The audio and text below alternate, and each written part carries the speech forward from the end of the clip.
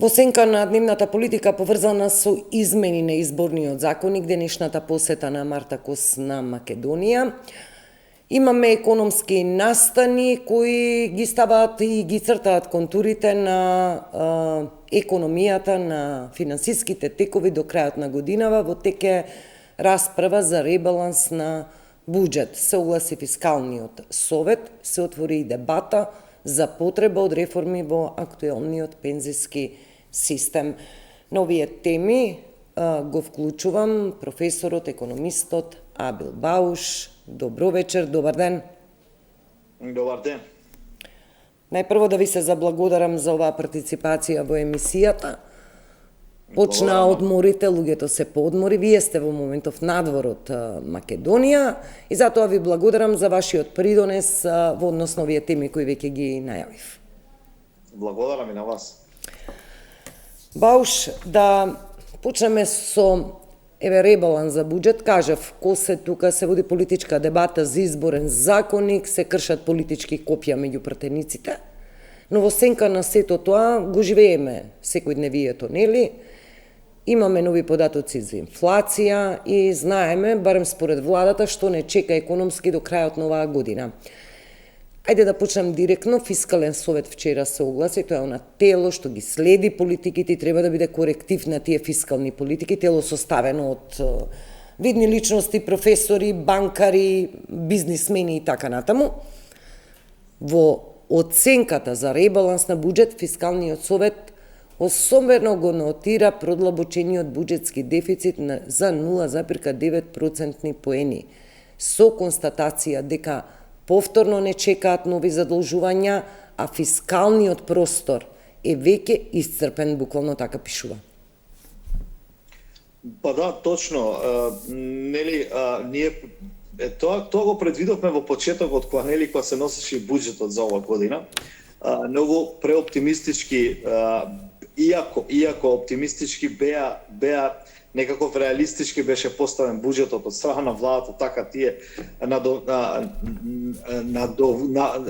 кажаа дека би направиле некој таков предвидлив буџет на кој што оние капитални инвестиции, односно капиталните расходи би биле подобро планирани, но ако се сеќавате од 2025 година имавме еден како да речем прв пат ни се случи да кај нас не можеме да ја затвориме она приходна страна, нели, на кој што требаше да ги затвориме оние буџетски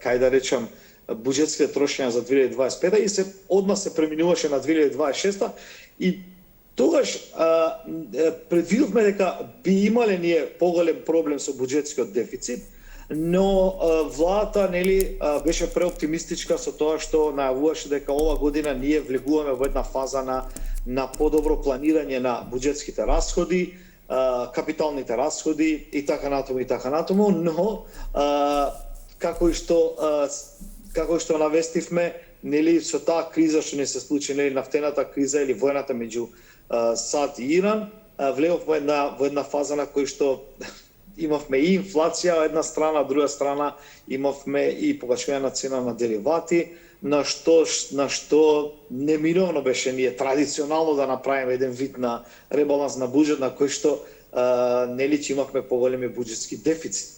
Но она што најмногу ме загрижува во тој буџетски дефицит не е еден вид на планирање на капитални расходи на кој што би имале некој раст, некој економски раст, но во една страна ние предлабоко влеговме во некои расходи на кои што веќе и трошиме, додека ние тука разговараме, веќе почнавме непланирано, уште не земени тие, не помина тој буџетски ребаланс, ние веќе влегувавме во фаза на буџетски дефицит.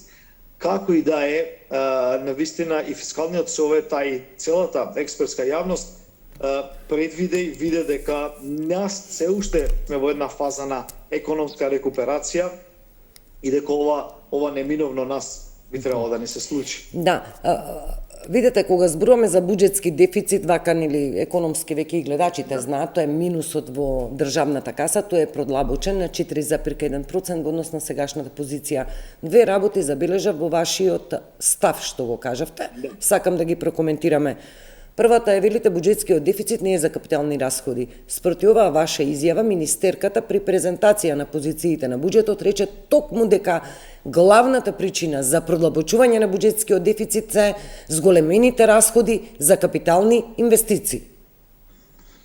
Добро, вака се, ако е тоа ако ова веќе го најавува, тогаш зашто правиме ние ребаланс на буџетот, кога може да реализираме капитални инвестиции. Но ние дури и кратиме капитални инвестиции за да можеме да го реализираме тој ребаланс на буџет, затоа што имаме огромни трошења, нели?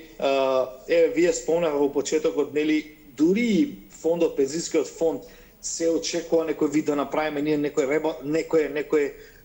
реформа кај тој фонд на кој што би можеле некој позитивно да размислува. Значи, ние влегуваме во фаза на кој што, например, коридорот 8 веќе го продолжуваме рокот на завршување на тој коридор. Веќе со Бекштел и ЕНКА ние не преговараме ова година, одиме во наредните години. Е предложен за да оди на повеќе од кажете го, на 2 години. Така да, другите капитални инвестиции, нели, имаме уште една кажете, одиме кон уште една реализација на уште еден коридор, нели, тој коридорот 8 од Блаце до Скопје, па нели имаме средства од Светската банка, таму не ни гледаме дека има некои капитални инвестиции, туку имаме задолжување во таа фаза. Како и да е, 4,1% од буџетскиот дефицит ние секако ќе го земеме за оперативни трошења, затоа што немаме доволен, да речем, немаме доволен капацитет, односно немаме добра кондиција во буџетот на кој што би ги реализирале оние социјални трансфери на кои самите себе си ги наметнавме од почетокот на годината. Уште една работа да потенцираме тука во услови кога имаме намалени цени на енергенсите, особено на електричната енергија, особено на некои други ставки на кои што не ни дадат некој притисок кон инфлацијата, не сепак имаме инфлација во државата и ова е чуден феномен на кој што нас ни се случува. Како и да е, одиме кон буџетски дефицит да направиме некоја стабилизација на економијата и ова мора да ја видиме. Ние како и да е, во тој ребаланс на буџет ќе кратиме од тие капитални инвестиции, не дека ние сакаме, туку затоа што методолошки ние не можеме никако да реализираме капитални инвестиции кои би не однесе до бројка од 80% реализација на кој што би имале ние економски раст. Ние ако се држиме на 45, 50, 55% реализација на тие капитални инвестиции на кои што нели ги планираме, било окей за нас. И еве ако ја видевте и последната анализа на ММФ, дури не предвидуваат економски раст од 3%, нели, со нивните методологии. Затоа ќе мора да демонтираме тука, не можеме да имаме ние реализација на капитални инвестиции, а од друга страна имаме економски раст од 3%. Кога би имале поголема реализација на тие капитални инвестиции, односно на тие капитални расходи, одма вредноста во самата економија би се покачила. Обично вие економистите велите во нормални економски и неризични околности, стапка на раст од 3%, самата економија по некоја инерција ќе испорача без некое значајно инектирање, нели, во инфраструктура, во капитални инвестиции и така натаму, но зборуваме за нормални и неризични економски околности. Во делот на расходите ќе се вратиме околу стапката на раст и на што ќе се подпира проекцијата на владата за годинава. Уште еден дел сакам да прокоментираме од вашиот прв одговор. Расходите, рековте дека веќе ние сме влезени, како да кажем, во таа приказна на трошоци од кои што веќе не можеме да се повлечеме, еднаш дадено право веќе многу тешко може да се одземе. Ако се погледне во буџетот, ребалансираниот погледнав, мислам дека вкупната ставка за социјални надоместоци и трансфери, вкупната зборуваме, зголемена за десетици милиони евра. Од тука сакам да ве прашам, дали можеме да прочитаме можни предвремени избори, дали овој буџетски документ навестува нешто такво? Видете, имав исто прашање и кога се креираше буџетот за 2026 и имавме едни предвидувања дека тоа може да се направи. Нели? Ако ние ги зголемиме социјалните трансфери, за жал, ништо нема економски тука, но има некоја предвидливост на која што ние веќе се навикнавме децении ова да го видиме во секоја влада, односно секоја политичка партија ова го прави. Нели? Ако тие почнат да трошат кон социјални трансфери, тогаш може да предвидиме дека имаме некоја може да влеземе во некоја фаза на предвремени избори. Но ова не ме загрижува мене. Ние веќе толкова го направивме традиционално, што не можеме веќе ни да предвидиме дали би имале предвремени избори, затоа што за да задржиме некој вид на социјален мир, и ова влада, и претходната влада ова го прави, нели? Ќе трошат на социјални трансфери, ќе трошат на покачување на плати и така и на давање на пензии, за да држат некој социјален мир во државата. Апсолутно никаква мерка за борба против инфлацијата не видовме, освен некоја, нели, да ја зголемиме таа потрошувачка на која што имаме тој економски раст, тоа што го и вие тоа што го нагласивме, нели, ние таа лична потрошувачка и владина и на граѓаните имаат таков економски раст од 3% и апсолутно никаква вредност од самата економија која би ни генерирала. Но што и да е, некојаш и јас и сами од себе се сомневам дека кога не би имале никакви мерки, кога не знаат некој план, некој стратешки план да имат и се паѓаат одма на тие социјални трансфери, на кои што нели за економијата е многу непопуларна за економијата затоа што не генерира некој вид на раст. Не знам, Анета, и да има, да речеме, избори, ние пак влегуваме во иста ситуација. Немаме некој да речеме, да направиме некоја реформа, во фискалната економија да направиме реформи, или да направиме реформи во јавните, да речем, имаме една теорија, например, кога тие јавни трошења, односно тие капитални расходи, односно јавните набавки би го намалиле времето, процедурата, која би имала некој поефикасно, потранспарентен начин, како например во Република Србија, тоа го гледаме и во некои други држави во регионот, тоа ние би имале би генерирале некој вид на економија и реализација на капиталните расходи на некој 80% да речеме, каде би имале и некој економски раст. Но овде ништо не се прави. Значи, целата економија се базира на некои краткорочни мерки, на некои, да речеме, на некои социјални трансфери, да се задржи некој социјален мир и на крај толку би економијата, нели, краткорочно може да се смени нешто, но долгорочно остануваме некако како заробени во ова наша филозофија на економијата. Знаете, и годинава и лани не се оствари на фискално правило за кое говоревме, дека како беше висината на капиталните инвестиции треба да биде поголема од длабочината на буџетскиот дефицит. Тука доаѓаме до прашањето околу јавниот долг. Интересно, за годинава се предвидува под 60%, односно грешам, 61,5% за годинава. Во моментов, барем според последните податоци, беше нешто под 60%.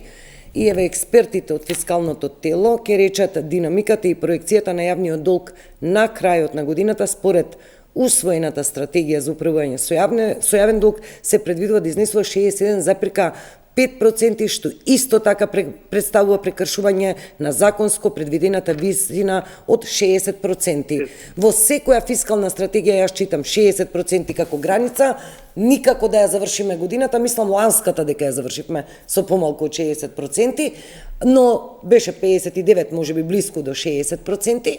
Известно е дека и годинава ќе има нови задолжувања. Според првичниот план, се уште постоечкиот буџет, требаше да се свртиме кон домашните кредитори, тоа се банки, нели, осигурителни компании, пензискиве друштва и така натаму, но еве веќе известно е дека и најавено е дека ќе се бараат пари повторно на меѓународен пазар, иако да потсетам, мислам дека на почетокот од оваа година ја земавме она еврообрзница 2 пати по 500 милиони евра.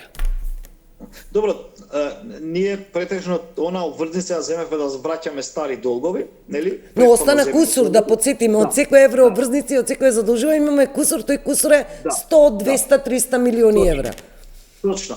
Проблемот е што тој кусок, многу убаво да спомнате, тој кусок не го користиме ние за некој импакт кон некоја вредност во економијата, туку го префрлуваме кон тие оперативни трошоци кои ние ги правиме. Нели тука е нашиот најголем проблем.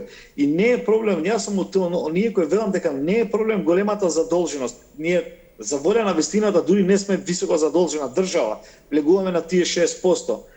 Кај нас проблемот со јавниот долг е што не е ефикасен. Нашиот јавен долг не генерира економска вредност, самиот долг. Нели имаме повисоко задолжени држави на кои што дури не влијае на нивните на граѓаните на таа држава, нели туку генерира економски раст на кој што кај ниве тоа покажано. Кај нас проблемот со таа задолженост е тоа што тоа директно влијае кон самите граѓани. Еве ќе ви спомнам како. Ако вие се задолжувате кон нашите, ајде да речеме, банки, односно кредитно способни институции на кои што може да се задолжат кон државата, автоматски вие генерирате покачување на самата цена на чинење на тие кредити, на кои што директно би влијаело кон самите граѓани. Нели ние и кон економијата, затоа што тука е тој најголемиот проблем. Влегувате во една фаза на кој што вие ја покачувате цената на чинење на тој кредит. Од друга страна, самата економија која што треба да враќа средства, ги враќаат од буџетот, не од таа вредност на кој што се земени тие средства, на кои што би генерирале, ајде да речеме, некој економски раст од 4,5. Дури да одиме на 3. Тука е најголемиот проблем. Тоа не го гледам кај нас. Значи никаква стратегија, и последната стратегија, нели таа фискална стратегија, ако ја видите добро, а никаде не пишува дека би генерирала некој економски раст повеќе од, да речеме, 4%. Значи, зашто е тоа така? Затоа што ние апсолутно интегрирано не го правиме тоа, нели? Да, но Бауш, знаете што? Ве молам, кога зборуваме за јавен долг во ова студио, вие сте биле дел од тие дебати, често бил предмет на политичко мерење на сили. Кој колку оставил во наследство за следните генерации да отплаќа за камати, за основици. Оваа влада, главниот адут беше дека се наследени долгови во милиарди евра, што е вистина, кои треба да се сервисираат и враќаат, но и претходната наследи долгови од претходната влада, и тоа е некој континуитет, и оваа влада генерира долгови што ќе ги враќа некоја идна влада. Токму ова што го рековте, дали без разлика која менаџира власта идеолошки, дали ние во сите овие години со просечна стапка на раст од 3%, што ја влечкаме со децении и во нормални и во ненормални економски услови, граѓаните видоа некој бенефит од овие задолжувања, токму ова вие што го говорите, евроврзница за евроврзница, по евроврзница и така натаму, дали ние го видовме вистинскиот ефект, дали една стапка просечна од 3% значи подобар стандард во услови, например, кога имавме турбулентни години, кога имавме инфлација повисока од стапката на раст? Видете, апсолутно, граѓаните краткорочно ги гледаат тие бенефити, ако некои социјални трансфери треба да реализираме. Видете се, од тој јавен долг, ја не очекувам одма краткорочно да имаме ние бенефици. Ние гледаме долгорочно тоа да го направиме. Да, ма тоа го говоревме и за претходните задолжувања и претходните евроврзници, да почекаме, па еве, фала Богу, ги отплативме, дали видовме вистински ефект во стапката од 3% раст? Апсолутно не, затоа што ние не влегуваме во таа, ајде да речеме, во таа реформска спирала на кој што можеме ние да генерираме економски раст. Еве, нашите колеги, нели, направиле обемно истражување на кој се гледа дека ние со овој потенцијал кој го имаме во државата не можеме повеќе од 4% да имаме економски раст. Со овој потенцијал кој го имаме во моментот, со таа јавна администрација, со таа лична потрошувачка, со тој буџет и така натаму и така натаму. Значи треба некој фактор, некој стратешки фактор на кој што ние би генерирале поголем економски раст. Ако нашите задолжувања одат кон стратешки сектори на кои што ние би се наслонили, а тоа што би извадиле некои одредени 3-4 сектори на кои што ние би можеле да очекуваме некој вистински економски раст, тогаш би можеле да направиме некоја пресвртница во економијата. Видете, ние не инвестираме никаде во моментот. во енергетскиот сектор не гледам негде дека правиме некоја чуда. Во дигиталната трансформација ние не сме најдобри дури до обука на човечкиот потенцијал во државата. Видете, дури таа средна класа ние ја губиме во државата. Се ова мора социолошки да го кажам. Таа средна класа нас ние немаме веќе. И ако ја видите, со овие последни кризи, ние таа класа таа средна класа на која што е иновативна, предприемничка, прераспределена и така натаму, ние ја губиме. Значи, ние сите тие работи ги од ден на ден ги губиме. И се станува тој јас меѓу тие што се високо богати во државата и кои што имаме неодредени компании, а таа средна класа на кој што е моторот, генераторот на економскиот развој во државата, ние го губиме. Видите, ако вие видите дека 70% увезувате храна, а живеете во држава на кој што имате почва на кој што вие може да одработите земја и да земете храна, барем да го намалите тоа на 30% од тие 70%, тогаш кај е проблемот? Мислам, тука е проблемот на тие задолжувања кои што ние може да ги направиме. Нели? Ако ние годишно 300 милиони даваме субвенции на земјоделието и немаме апсолутно никаков импакт во економијата, тоа е проблемот со нас, не е проблемот со задолженост. Да, субвенциите во земјоделието се посебна приказна, комплексна, беа осмислени некако социјален надуместок, туку како развојна компонента која требаше да донесе додадена вредност за земјоделството, за производството и така натаму, но еве во што се претворија, гледаме. Но тука губиме некои работи. Ние со години инвестираме во тие субвенции и немаме никаков импакт на тие субвенции. Напротив, ние ако патуваме по Македонија ќе видиме полиња кои што апсолутно не се работат. А од друга страна видите го потенцијалот кај младите и тука го губите затоа што не сме конкурентни дури со државите кои се околу нас, за да можеме да направиме некој импакт дури во тие иновации, во тие стартапи, во тие мали и средни предпријатија на кои што ние бевме шампиони едно време. Сега тука ние остануваме и не можеме да се ослониме само на таа лична потрошувачка која ни генерира некој економски раст кој е нормален, имаме или немаме влада. Тоа е тоа. Да, сакам да го прокоментираме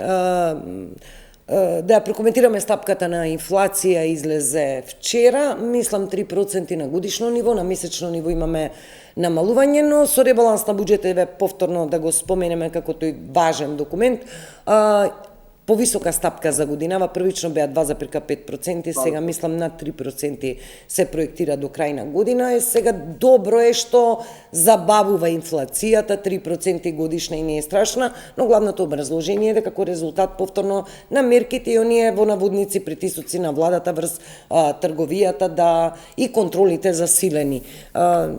Можеме да кажеме дека природно имаме смирување на инфлацијата или навистина овие стапки се резултат на владини политики?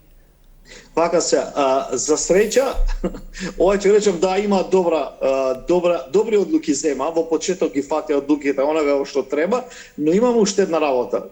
Ние влегуваме во таа спирала на кризи од тамо 2020, па навам. И веќе и самата економија знае да ги амортизира веќе кризите.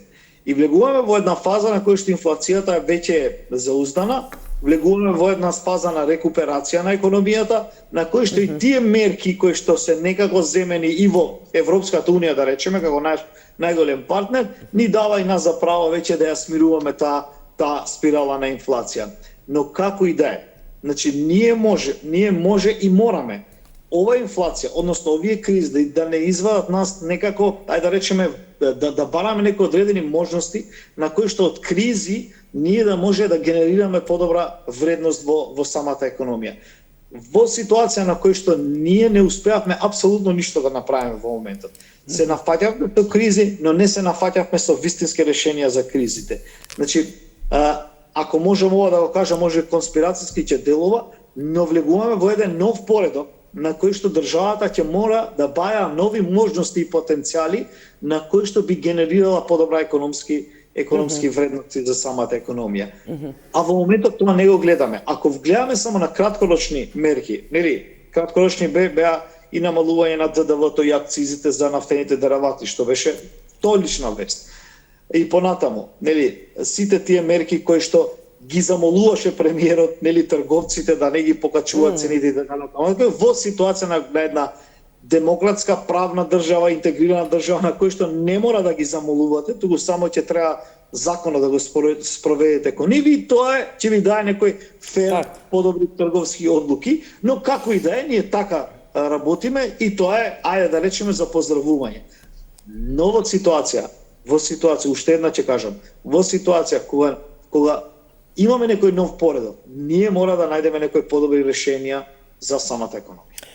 Сакам да ве прашам, цениве кај нас се ви во Албанија, дали прошетавте, дали видовте нешто вака компаративно, дали ве изненади, поскапо, поевтино? Има еден проблем во Балканот, да речеме во Албанија има проблем, тие имат една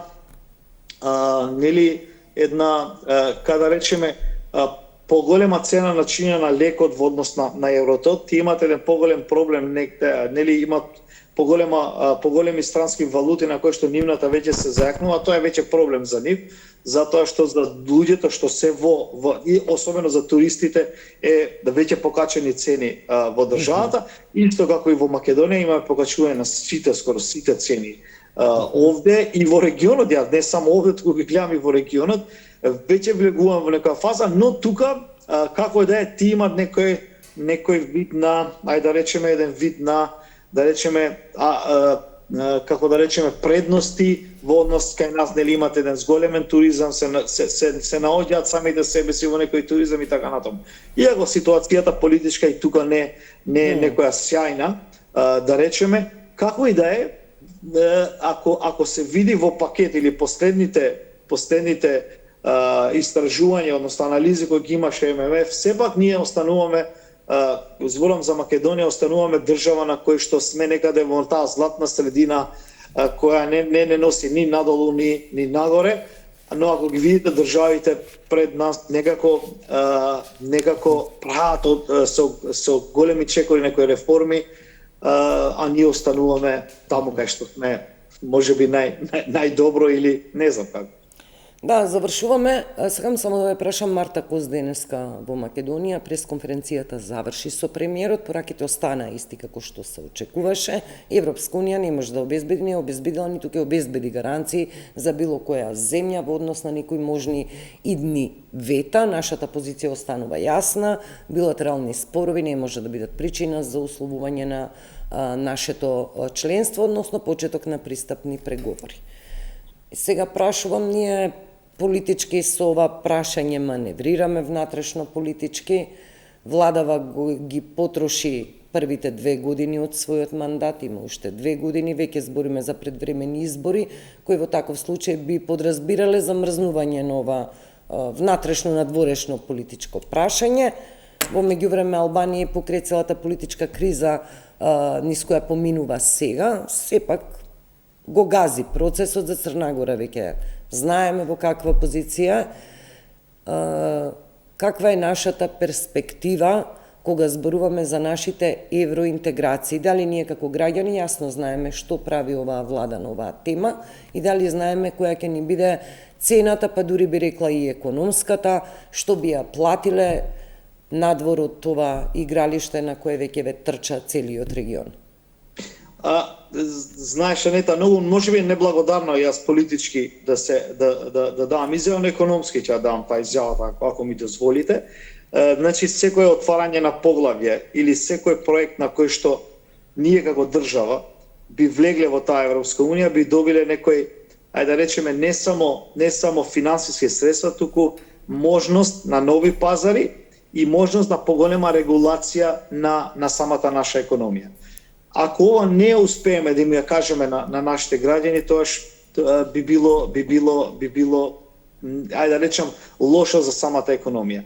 Видете, ние имаме прекрасни производи во државата на кои што би можеле да ги продаеме надвор од нашите граници. Еве тука кај што сум ги гледам дека ние не достигат нашите производи од Македонија да дојдат ваму и во регионот. Зошто не го правиме? Затоа што видите, нашата економија дури нема средства да ги стандардизира производите, а камоли да направи поголем економски импакт. Затоа нас не е потребна Европската унија. Не е потребна не само за финансиски средства, туку е и за можност за нови пазари и за ставање на лента на нашите производи и носење на тој голем пазар. Но ова мора да им го кажеме на нашите граѓани. Значи, и уште една чеша, може и неблагодарна од моја страна, да речеме, ние треба да се интегрираме во таа Европска унија заради нас, за нашата економија, за нашите идни генерации и да генерираме некој економски раст.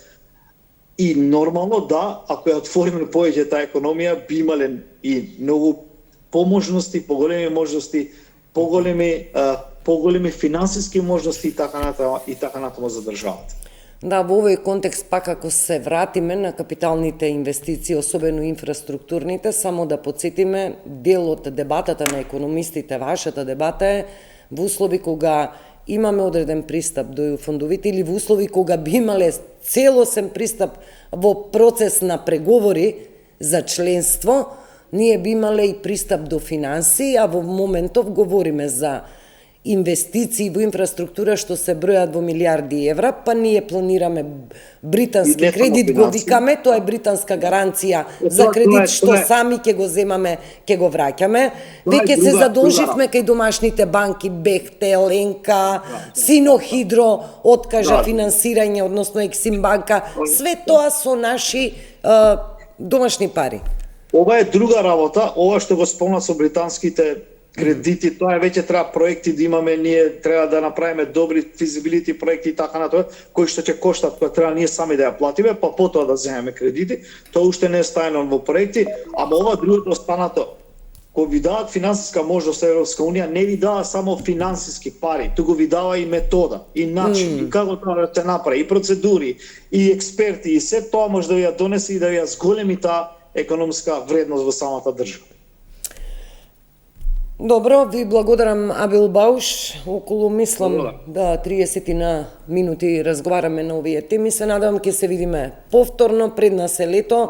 Вообичаено изминативе години не е мирно лето, еве реконструкција на влада ќе имаме, да видиме со изборниот законник, да видиме дебатата околу пензиските можни реформи.